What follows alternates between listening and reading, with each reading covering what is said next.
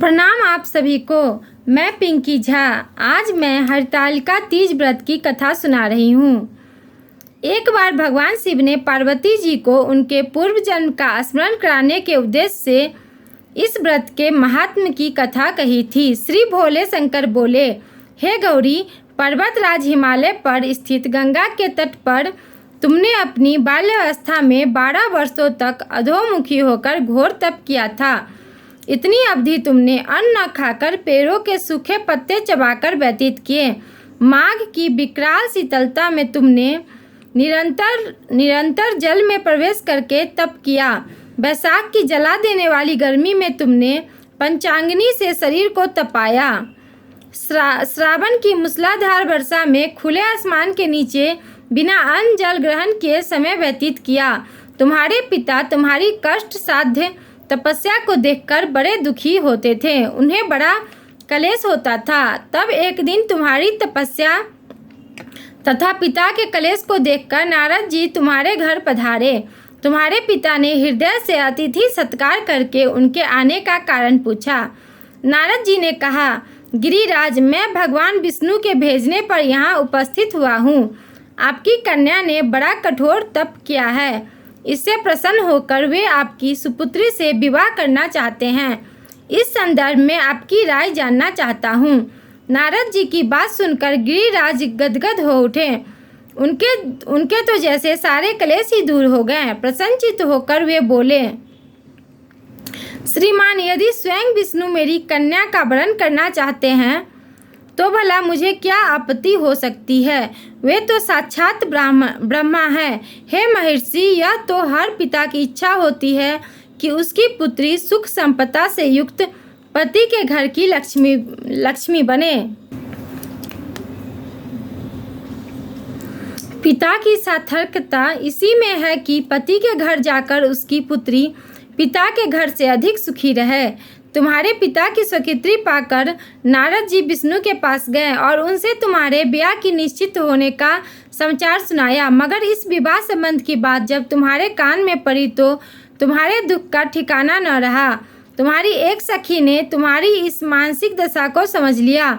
उसने तुमसे उस विक्षिप्तता का कारण जानना चाहा। तब तुमने बताया, मैंने सच्चे हृदय से भगवान शिव शंकर का वरण किया है, किंतु मेरे पिता ने मेरा विवाह विष्णु जी से निश्चित कर दिया। मैं विचित्र धर्म संकट में हूँ। अब क्या करूँ। प्राण छोड़ देने के अतिरिक्त अब कोई भी उपाय शेष नहीं बचा है। तुम्हारी सखी बड़ी ही समझदार और सूझबूझ वाली थी। उसने कहा, सखी, प्राण त्यागने का इसमें कारण ही क्या है। संकट के मौके पर धैर्य से काम लेना चाहिए। नारी के जीवन की सार्थकता इसी में है कि पति रूप में हृदय से जिसे एक बार स्वीकार कर लिया, जीवन प्रयत्न उसी से निर्वाह करे। सच्ची आस्था और एक निष्ठा के समक्ष तो ईश्वर को भी समर्पण करना पड़ता है। मैं तुम्हें घनघोर जंगल में ले चलती हूँ, जो साधना स्थली भी हो और जहाँ तुम्हारे पिता तुम्हें खोज भी न पाए। वहाँ तुम साधना में लीन हो जाना। मुझे विश्वास है कि ईश्वर अवश्य तुम्हारी सहायता करेंगे। तुमने ऐसा ही किया। तुम्हारे पिता तुम्हें घर पर न पाकर बड़े दुखी तथा चिंतित हुए। वे सोचने लगे कि तुम जाने कहाँ चली गई। मैं विष्णु जी से उसका विवाह करने का प्रण कर चुका हूँ। यदि भगवान विष्णु बारात लेकर आ गए और कन्या घर पर न हुई तो बड़ा अपमान होगा। मैं तो कहीं मुंह दिखाने के योग्य भी नहीं रहूँगा। यही सब सोचकर गिरिराज ने जोर शोर से तुम्हारी खोज शुरू करवा दी। इधर तुम्हारी खोज होती रही और उधर तुम अपनी सखी के साथ नदी के तट पर एक गुफा में मेरी आराधना में लीन थी। भाद्रपद शुक्ल तृतीया को हस्त नक्षत्र था। उस दिन तुमने रेत के शिवलिंग का निर्माण करके व्रत किया। रात भर मेरी स्तुति के गीत गाकर जागी। तुम्हारी इस कष्ट साध्य तपस्या के प्रभाव से मेरा आसन डोलने लगा। मेरी समाधि टूट गई। मैं तुरंत तुम्हारे समक्ष जा पहुंचा और तुम्हारी तपस्या से प्रसन्न होकर तुमसे वर मांगने के लिए कहा। तब अपनी तपस्या के फलस्वरूप मुझे अपने समक्ष पाकर तुमने कहा, मैं हृदय से आपको पति के रूप में वरण कर चुकी हूँ। यदि आप सचमुच मेरी तपस्या से प्रसन्न होकर आप यहाँ पधारे हैं तो मुझे अपनी अर्धांगिनी के रूप में स्वीकार कर लीजिए।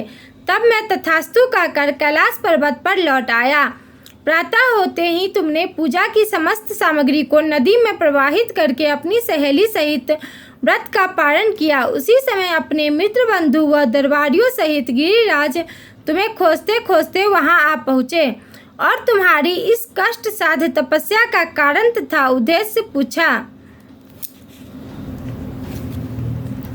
उस समय तुम्हारी दशा को देखकर गिरिराज अत्यंत दुखी हुए और पीड़ा के कारण उनकी आंखों में आंसू उमड़ आए थे। तुमने उनके आंसू पोंछते हुए विनम्र स्वर में कहा, पिताजी, मैंने अपने जीवन का अधिकांश समय कठोर तपस्या में बिताया है। मेरी इस तपस्या का उद्देश्य केवल यही था कि मैं महादेव को पति के रूप में पाना चाहती थी। आज मैं अपनी तपस्या की कसौटी पर खरी उतर चुकी हूँ। आप क्योंकि विष्णु जी से मेरा विवाह करने का निर्णय ले चुके थे, इसीलिए मैं अपने आराध्य की खोज में घर छोड़कर चली आई। अब मैं आपके साथ इसी शर्त पर घर जाऊंगी कि आप मेरा विवाह विष्णु जी से न कर महादेव जी से करेंगे। गिरिराज मान गए और तुम्हें घर ले गए। कुछ समय के पश्चात शास्त्रोक्त विधि विधान पूर्वक उन्होंने हम दोनों को विवाह सूत्र में बांध दिया। हे पार्वती, भाद्रपद की शुक्ल तृतीया को तुमने मेरी आराधना करके जो व्रत किया था, उसी के फलस्वरूप मेरा तुमसे विवाह हो सका। इसका महत्व यह है कि मैं इस व्रत को करने वाली कुंवारियों को मनोवांछित फल देता हूँ। इसलिए सौभाग्य की इच्छा करने वाली प्रत्येक युवती को यह व्रत पूरी एक निष्ठा तथा आस्था से करना चाहिए। कथा पसंद आए तो मेरे चैनल को सब्सक्राइब जरूर कीजिएगा। धन्यवाद।